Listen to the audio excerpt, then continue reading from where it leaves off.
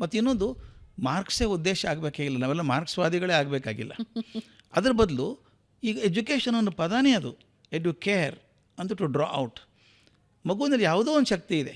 ನಾವೇನು ಮಾಡಿದ್ದೀವಿ ಗೊತ್ತಾ, ಇವನಿಗೆ ಏನು ಬರಲ್ಲ ಅನ್ನೋ ಪಟ್ಟಿ ಮಾಡಿದ್ದೀವಿ ಹೊರತಾಗಿ ಅವನಿಗೇನು ಬರುತ್ತೆ ಕಂಡೇ ಹಿಡಿಲಿಲ್ಲ ನಾವು.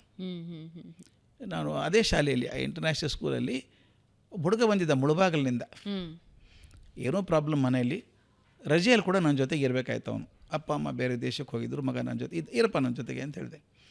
ಆಗ ಎಲ್ಲ ಕ್ವಾರ್ಟರ್ಸ್ ರೆಡಿ ಆಗ್ತಾಯಿತ್ತು, ಸ್ಟಾಫ್ ಕ್ವಾರ್ಟರ್ಸ್ ಎಲ್ಲ ರೆಡಿ ಆಗ್ತಾಯಿತ್ತು. ಅದನ್ನು ಅಲಾಟ್ ಮಾಡೋ ಮೊದಲು ನಾನು ಪ್ರಿನ್ಸಿಪಾಲ್ ನೋಡಿ ಸೈನ್ ಮಾಡಬೇಕು, ನಾನು ಕರೆಕ್ಟಾಗಿದೆ ಕೊಡಿ ಅಂತ. ಹೆಂಗೆ ಇನ್ಸ್ಪೆಕ್ಷನ್ ಮಾಡ್ಕೊಂಡು ಬರ್ತಾಯಿದ್ದೆ. ನನ್ನ ಜೊತೆಗೆ ಇಂಜಿನಿಯರ್ಸು, ಆರ್ಕಿಟೆಕ್ಟ್ಸು ಎಲ್ಲ ಜೊತೆಗಿದ್ದರು. ಈ ಹುಡುಗ ಓಡಾಡ್ತಾ ಇದ್ದ ಅಷ್ಟೊತ್ತಲ್ಲಿ, ಖಾಲಿ ಇದ್ದಾನೆ, ಒಬ್ಬನೇ ಇದ್ದಾನಲ್ಲ ಕ್ಯಾಂಪಸ್ಸಲ್ಲಿ. ಯಾವುದೋ ಬಾತ್ರೂಮಿಗೆ ಹೋದಾಗ ಮಿರರ್ ಸರಿಯಾಗಿ ಕಾಣಿಸ್ತಿಲ್ಲ, ವೇವ್ ಇದ್ದಂಗಿತ್ತು. ಮಿರರ್ ಚೇಂಜ್ ಮಾಡಿರಿ, ಸರಿ ಇಲ್ಲ ಅದು ಅಂದೆ ನಾನು. ಆ ಕಾಂಟ್ರಾಕ್ಟರ್ ಹೇಳಿದೆ. ತಕ್ಷಣ ಬಂದವನು, ಅದು sir C grade sir, 250 rupees sir ಅಂದ. ನಿನಗೆ ಹಂಗೆ ಗೊತ್ತೋ ಅಂದೆ. ನಾವು ಕನ್ಸ್ಟ್ರಕ್ಷನ್ ಸಾಮಾನು ಎಲ್ಲ ಮಾರ್ತೀವಲ್ಲ ಸರ್ ಅಂದ. ಎಲ್ಲ ಬೆಲೆ ಗೊತ್ತಾ ನಿನಗೆ? ಗೊತ್ತು ಸರ್ ಅಂದ. ಹಾಗಾದ್ರೆ ಒಂದು ಕೆಲಸ ಮಾಡೋ, ಈ ಮನೆ ಕಟ್ಟಿದ್ದಾರಲ್ಲ, 2 ಬೆಡ್ರೂಮ್ ಮನೆ ಇದೆ, ಇದ್ರ ಬೇಕು ಕೆಲ ಎಷ್ಟಾಗುತ್ತೆ ಸ್ಕ್ವೇರ್ ಫೀಟ್ ಲೆಕ್ಕ ಹೇಳ್ತೀಯ ನನಗೆ ಅಂದೆ. ಹೇಳ್ತೀನಿ ಸರ್ ಅಂದ. ಪೆನ್ ಇಲ್ಲ, ಪೆನ್ಸಿಲ್ ಇಲ್ಲ, ಏನಿಲ್ಲ. ಹೋದ, ಆ ಹ್ಯಾಂಡಲ್ ನೋಡಿದ, ಗ್ಲಾಸ್ ನೋಡಿದ, ಡೋರು, ಫ್ಲೇಮು, ಫ್ಲೋರಿಂಗ್ ಎಲ್ಲ ನೋಡ್ಕೊಂಡ ಬಂದು, ಸರ್ ಇದು 650 ರೂಪಾಯಿ ಸ್ಕ್ವೇರ್ ಫೀಟ್ ಆಗುತ್ತೆ ಸರ್ ಮನೆ ಅಂದ. ನಾನು ಕಾಂಟ್ರಾಕ್ಟರ್ ಕೇಳಿದೆ, ಎಷ್ಟು ಆಯ್ತು ರೀ ಇದು ಅಂತ ಕೇಳಿದೆ. ಇಲ್ಲ ಸರ್ ಅವ್ನಿಗೇನು ಗೊತ್ತಾಗುತ್ತೆ, 950 ಸ್ಕ್ವೇರ್ ಫೀಟ್ ಆಯ್ತು ಸರ್ ಅಂತಂದರು. ಏನೋ ನೀನು 600 ಅಂತ 650 ಅಂತ ಅವ್ರು 950 ಅಂತಾರೆ ಅಂತ. ಸಾರ್ ನಿಮ್ಮ ತಲೆಗೆ ಸುಣ್ಣ ತಿಕ್ಕಿದ್ದಾರೆ ಸರ್ ಅವರು ಅಂದ್ರೆ ಅವನಿಗೆ ನಾವು ಕಮ್ಮಿ ಹೇಳಿದಂತಿಲ್ಲ, ತಂದೆ ಗ್ಯಾರಂಟಿ. ಅಷ್ಟು ಆತ್ಮವಿಶ್ವಾಸ. ಅವ್ನು ಗಣಿತಲ್ಲಿ ಫೇಲ್ ಮಾಡ್ತೀವಲ್ರಿ ನಾವು. ನನಗೆ ಕಂಪ್ಯೂಟರ್ ಕೊಟ್ಟಿದ್ರು ಕೂಡ ಅದೆಲ್ಲ ಕ್ಯಾಲ್ಕುಲೇಷನ್ ಮಾಡೋಕೆ ಅರ್ಧ ಗಂಟೆ ಮಿನಿಮಮ್ ಬೇಕಾಗ್ತಿತ್ತು ಸ್ಕ್ವೇರ್ ಫುಟ್ ಲೆಕ್ಕ ಹಾಕೋದು. ಅವ್ನು ಏನೂ ಇಲ್ಲ, ಪೆನ್ ಇಲ್ಲ, ಪೆನ್ಸಿಲ್ ಇಲ್ಲ, ಏನೆಲ್ಲ ಮಾಡ್ತಾನೆ. ಆ ಶಕ್ತಿ ಅಲ್ವಾ ಅದು. ನಾನು ಹಿಂಗೆ ಈಗ ಅವನೇನು ದೊಡ್ಡ ಕಾಂಟ್ರಾಕ್ಟ್ರಿಗೆ ಅವನು ಗ್ರನೈಟ್ ಕಾಂಟ್ರಾಕ್ಟ್ ಮಾಡ್ತಾನೆ. 3 ತಿಂಗಳು ಜಪಾನಿಗೆ ಹೋಗ್ತಾನೆ. ನಿನಗೇನು ಅರ್ಥ ಆಗುತ್ತೋ, ಜಪಾನಿ ಭಾಷೆ ಬರ್ತದೇನೋ ಅಂತ ಕೇಳಿದೆ. ಸಿಕ್ಕಿರ್ತಾನೆ ಅವ್ನು ಯಾವಾಗಾದ್ರು. ಈಗ ಅವ್ನು ಭಾರಿ ಶ್ರೀಮಂತ, ಕೋಟಿಗಟ್ಟಲೆ ಗಳಿಸ್ತಾನೆ. ನನಗೆ ಯಾಕೆ ಬೇಕು ಸರ್ ಇಂಗ್ಲೀಷು ಅಂದ. ಮತ್ತು ಹೆಂಗೆ ಮಾಡ್ತೀವಿ ಅಂದೆ.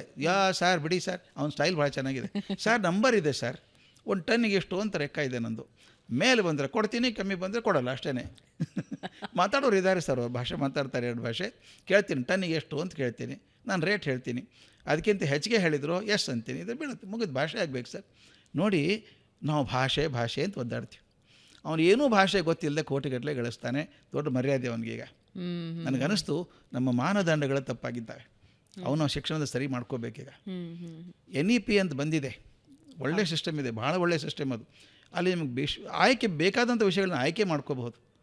ನನಗೆ ಗಣಿತ ಬೇಡ, ಬಿಡು, ಬೇರೆ ತಗೋ, ಇತಿಹಾಸ ತಗೋಬೋದು, ಅವಕಾಶ ಇದೆ, ಅದು ಬಳಸ್ಕೋಬೇಕಷ್ಟೇ ನಾವು. ಈ ಸ್ಟ್ರೆಸ್ ಬಗ್ಗೆ ಅಂತಿಮವಾಗಿ ಮಾತಾಡೋಣ. ಸ್ಟ್ರೆಸ್ ಅಂತ ಕೆಲಸ ಮಾಡೋರ ಬಗ್ಗೆ ಮಾತಾಡ್ತಾ ಇರ್ತೀವಿ, ಸಿಕ್ಕಾಪಟ್ಟೆ ಸ್ಟ್ರೆಸ್ ಇದೆ ಅಂತ. ಈಗ ಮಕ್ಕಳ ಸರ್ದಿ ಅದು ಸ್ಟ್ರೆಸ್ ಅಂತ ಡೆಫಿನಿಷನ್ ಇದೆ.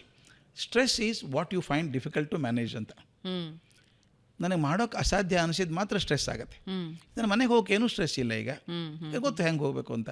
ಅಕಸ್ಮಾತ್ ನಾನು ಯಾವುದೋ ಒಂದು ಪ್ರದೇಶ ಕರ್ಕೊಂಡು ಕಣ್ಣು ಮುಚ್ಚಿಕಟ್ಟಿ ಮನೆಗೆ ಹೋಗು ಅಂದರೆ ಏನು ಮಾಡ್ತಿದ್ದೆ. ಯಾವುದನ್ನು ನಿಭಾಯಿಸೋಕೆ ಕಷ್ಟ ಅನಿಸುತ್ತೋ ಅದು ಸ್ಟ್ರೆಸ್ ಆಗುತ್ತೆ.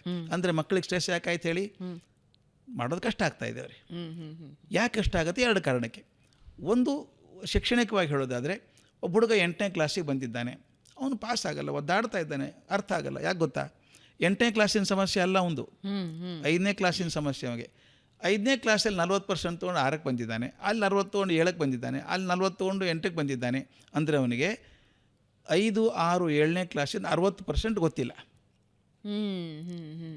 8ನೇ ಕ್ಲಾಸಿಗೆ ಬಂದಿದ್ದಾನೆ. ಅದು ಹಿಂದಿಂದೆ ಅರ್ಥ ಆಗಿಲ್ಲ, ಮುಂದಿನ ಹೆಂಗೆ ಅರ್ಥ ಆಗುತ್ತೆ ಅವನಿಗೆ? ಇದಕ್ಕೆ ಸ್ಟ್ರೆಸ್ ಆಗುತ್ತೆ. ನಾನು ಹೇಳ್ತೀನಿ, ವಾಶ್ ಬೇಸಿನ್ನಲ್ಲಿ ನೀರು ಕಟ್ಕೊಂಡಾಗ ಇಲ್ಲಿ ಕಡ್ಡಿ ಹಾಕಿದ ಪ್ರಯೋಜನ ಇಲ್ಲ, ಅಲ್ಲಿ ಮೋರಿ ಕಟ್ಕೊಂಡಿದೆ, ಮೋರಿ ಕ್ಲಿಯರ್ ಮಾಡಿ ನೀರು ಸರ್ ಅಂತ ಹೋಗುತ್ತೆ. ಅದು ಹಿಂದಿಂದೆಲ್ಲ ಅರಿಯರ್ಸ್ ಕ್ಲಿಯರ್ ಆದರೆ ಹುಡುಗನ ಸ್ಟ್ರೆಸ್ ಆಗಲ್ಲ. ನಾನು ಪ್ರಯೋಗ ಮಾಡಿದ್ದೇನೆ ಇವನ್ನೆಲ್ಲ. ನಾನು 7ನೇ ಕ್ಲಾಸ್ ಹುಡುಗನ ಬಂದು ಅಡ್ಮಿಷನ್ ಆದಾಗ ಅವ್ನು ಗ್ಯಾರಂಟಿ ಫೇಲ್ ಆಗ್ತಾನೆ ಅಂತ ಹೇಳಿದರು. ನಾನು 4ನೇ ಕ್ಲಾಸಿನ ವರ್ಕ್ಶೀಟ್ ಕೊಡೋಕೆ ಶುರು ಮಾಡಿದೆ ಅವನಿಗೆ. 4, 5, 6 ಕೊಟ್ಟು ತಂದು 7ನೇ ಕ್ಲಾಸಿಗೆ ತಂದು ಅವ್ನು 85% ತೊಗೊಂಡು CBSE ಪಾಸ್ ಆದ.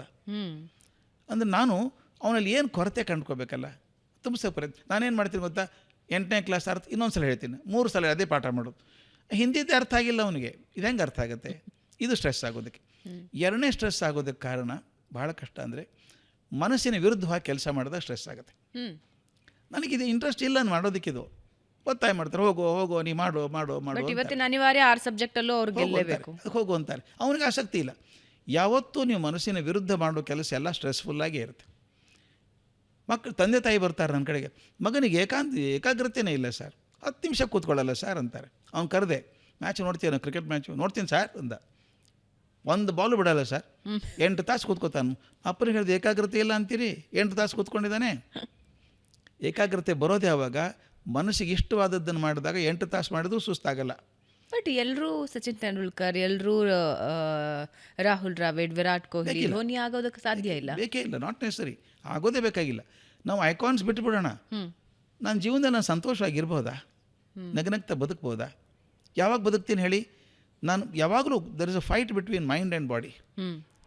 ತಲೆ ಹೇಳ್ತದೆ ಮಾಡು ಇದನ್ನು ಅಂತದೆ, ಮನಸ್ಸು ಬೇಡ ಅನ್ನತ್ತೆ, ಆವಾಗಲೇ ಸ್ಟ್ರೆಸ್ ಆಗೋದು. ನಾನು ಮಾಡು ಅಂದದನ್ನು ಮಾಡಿದಾಗ ನನಗೆ ಏನೂ ತೊಂದರೆನೇ, ಸ್ಟ್ರೆಸ್ಸೇ ಆಗೋದಿಲ್ಲಲ್ಲ. ನನಗೆ ಎಷ್ಟೋ ಜನ ಕೇಳ್ತಾರೆ, ಇಷ್ಟು ಓಡಾಡ್ತೀರಲ್ಲ, ಊರೂರು ದೇಶ ಓಡ್ತೀರಿ ಸುಸ್ತಾಗಲ್ವ ನಿಮಗೆ? ಆಗೋದೇ ಇಲ್ಲ ನನಗೆ. ಯಾಕಂದರೆ I do what I want to do. ಈಗ ನಾನು ಮಾಡಬೇಕಾದದ್ದಕ್ಕೂ ಮತ್ತು ಮಾಡಿದ್ದಕ್ಕೂ ವ್ಯತ್ಯಾಸ ಬಂದಾಗ ಸುಸ್ತಾಗೇ ಆಗುತ್ತೆ. ಈ ಮಕ್ಕಳಿಗೆ ಹಾಗೆ ಆಗೋದು. ನನ್ನ ಮೊಮ್ಮಗಳು ಹೇಳ್ತಿರ್ತಾಳೆ, ಅಜಾ ನನಗೆ ಇಂಟ್ರೆಸ್ಟ್ ಇಲ್ಲ, ಏನು ಮಾಡೋದು, ಪರೀಕ್ಷೆಗೆ ಓದಬೇಕಲ್ಲ ಅಂತಾಳೆ. ತನಗೆ ಖುಷಿಯ ಸಬ್ಜೆಕ್ಟ್ ಇರುತ್ತಲ್ಲ, ನಾಳೆ ಪೇಪರ್ ಫಸ್ಟ್ ಕ್ಲಾಸ್, ಏನು ಚಿಂತೆ ಇಲ್ಲ, ಸಿಂಪಲ್ 2-6 ನಮ್ಮ ಮನೇಲಿದ್ದಾವೆ. ಅದಕ್ಕೆ ನಾವೇನು ಮಾಡಬೇಕು ಪಾಲಕರು ಅಂದರೆ, ನನ್ನ ಮಕ್ಕಳು ಇಲ್ಲೇ ಮಾಡಿದ್ರೆ ಉದ್ಧಾರ ಆಗ್ತಾರೆ ಅಂತೇನಿಲ್ಲ. ಇವತ್ತು ಸಮಾಜ ಎಷ್ಟು ಚೆನ್ನಾಗಿದೆ ಅಂದರೆ, ನೂರಾರು ಅವಕಾಶಗಳಿದ್ದಾವೆ. ಯಾವುದರಲ್ಲೇ ಒಂದು ಒಳ್ಳೆಯದಾದರೂ ಸಾಕು. PV ಸಿಂಧು ಎದಕ್ಕೆ ಫೇಮಸ್ಸು? ಬ್ಯಾಡ್ಮಿಂಟನು, ಅದೊಂದೇ ಸಾಕು ಅಲ್ವಾ? ಪಂಕಜ್ ಅದ್ವಾನಿ ಸ್ನೂಕರು ಒಂದೇ ಸಾಕು. ಅದು ಅರ್ಥ ಪಾಲಕರಿಗೆ ಆಗಬೇಕು. ನನ್ನ ಮಕ್ಕಳು ದೊಡ್ಡವರ ಆಗ್ಬೇಕಾದ್ರೆ ಇದೇ ಆಗಬೇಕು ಅಂತ ಇಲ್ಲ. ಆ ಹುಡುಗಿ ಚೈತ್ರ ಅಂತ, ಮಂಡ್ಯದ ಹುಡುಗಿ, ಯಾವುದು ಮೊನ್ನೆ ಖೋ ಖೋ ಹಾಡಿದ್ಲು, ಜಗತ್ ಪ್ರಸಿದ್ಧ ಆಗೋದು ಹುಡುಗಿ ಅಲ್ವಾ? ಅಂದರೆ ನಾನು ಹೇಳೋದು, ನೀವು ದೊಡ್ಡವರಾಗೋದಕ್ಕೆ, ಪ್ರಸಿದ್ಧರಾಗೋದಕ್ಕೆ ಮಾರ್ಕ್ಸ್ ಕಾರ್ಡೇ ಕಾರಣ ಅಂತಲ್ಲ. ಮನಸ್ಸಿಗೆ ತಕ್ಕದಾದಂಥದ್ದು ಯಾವುದೇ ಆರಿಸ್ಕೊಳ್ಳಿ. ನಾನು ಮಾತು ಹೇಳೋದು, ನಾನು ಹೇಳ್ತೀನಿ, ಮಕ್ಕಳಿಗೆ ಟ್ರೈನಿಂಗ್ ಬೇಕಾಗಿಲ್ಲ, ಪಾಲಕರಿಗೆ ಟ್ರೈನಿಂಗ್ ಬೇಕಿದೆ. ಅವರು ಸ್ಟ್ರೆಸ್ಫುಲ್ ಆಗಿದೆ. ಖಂಡಿತ ನೀವು ಹೇಳಿದ ಹಾಗೆ ಮಕ್ಕಳಿಗೆ ನಾವು ಸ್ಟ್ರೆಸ್ ಕೊಡದೇ ಇದ್ರೆ ಅವ್ರ ಪಾಡಿಗೆ ಅವರು ದಾರಿಯನ್ನು ಕಂಡುಕೊಳ್ತಾ ಹೋಗ್ತಾರೆ.